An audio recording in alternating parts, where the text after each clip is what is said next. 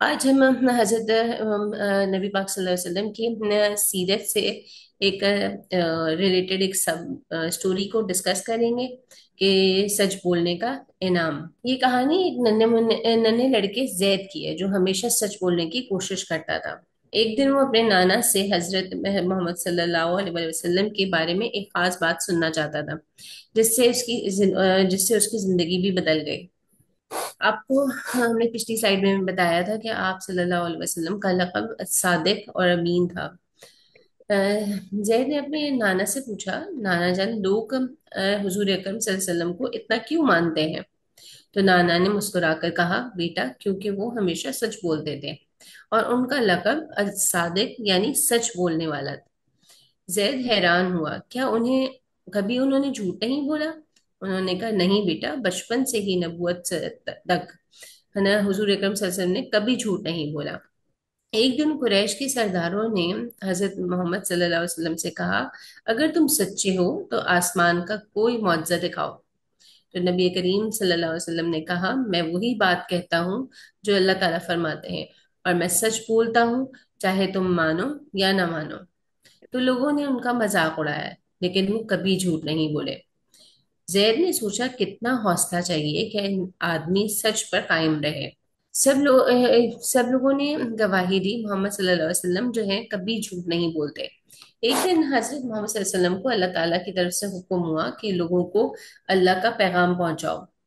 हुजूर अकरम सल्लल्लाहु अलैहि वसल्लम मक्का के सबसे ऊंचे पहाड़ कोहे सफर पर चढ़े और कुरैश के सब लोगों को आवाज दी, अगर मैं तुम्हें बताऊं कि पहाड़ के पीछे एक लश्कर यानी कुछ लोग आ रहे हैं जो तुम पर हमला करने वाले हैं, तो क्या तुम मेरी बात मानोगे? तो सब ने एक जबान होकर कहा कि हाँ, हमने कभी आपको झूठ बोलते नहीं सुना। फिर आप सल्लल्लाहु अलैहि वसल्लम ने फरमाया, तो सुन लो, मैं तुम्हें एक बड़े अजाब से डरा रहा हूँ। अल्लाह एक है, इसी की इबादत करो। जैद ने ये सुनकर कहा, वाह नाना जान, दुश्मन भी मानते थे कि आप सल्लल्लाहु अलैहि वसल्लम कभी झूठ नहीं बोलते। अब हम पिछली वाली स्लाइड में भी हमने पिछली दफा प्रेजेंटेशन में डिस्कस किया था कि अल्लाह ताला ने आप सल्लल्लाहु अलैहि वसल्लम पर 40 साल की उम्र में हजरत जिब्राईल सलाम आपका अल्लाह का पैगाम आप सल्लल्लाहु अलैहि वसल्लम पर लेकर आए। और ये जगह जो आपको तस्वीर नजर आ रही है, ये उस जगह है, इस जगह को गार हिरा कहते हैं, जहाँ पे आप पर अल्लाह का पहला पैगाम पहुंचाया। आप सल्लल्लाहु अलैहि वसल्लम ने लोगों को एक अल्लाह के बारे में बताया। आपकी इब्तदाई साथियों में हजरत खदीजा, हजरत अली, हजरत अबू बकर और दीगर लोग शामिल थे। आज हम हिजरत मदीना के बारे में थोड़ा बताएंगे। जी, दुश्मनों की अमानत। जब आप सल्लल्लाहु अलैहि वसल्लम ने मक्का से मदीना की तरफ हिजरत की, तो दुश्मन ने उनके कत्ल का मंसूबा बनाया था, लेकिन उनके पास लोगों की अमानतें भी थीं।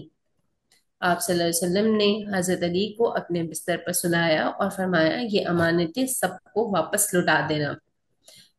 जैद ने सोचा, जो लोग इनके दुश्मन थे उनकी चीजें भी वापस की, कितना बड़ा सच और ईमानदारी है। अब हम जैद के बारे में बताते हैं कि अगले दिन जब जैद स्कूल गया, तो उससे एक गुलदान टूट गया और उस्ताद ने पूछा, ये किसने तोड़ा है? सब बच्चे खामोश थे, लेकिन जैद ने सच बताया, सर, गलती से मुझसे टूट गया।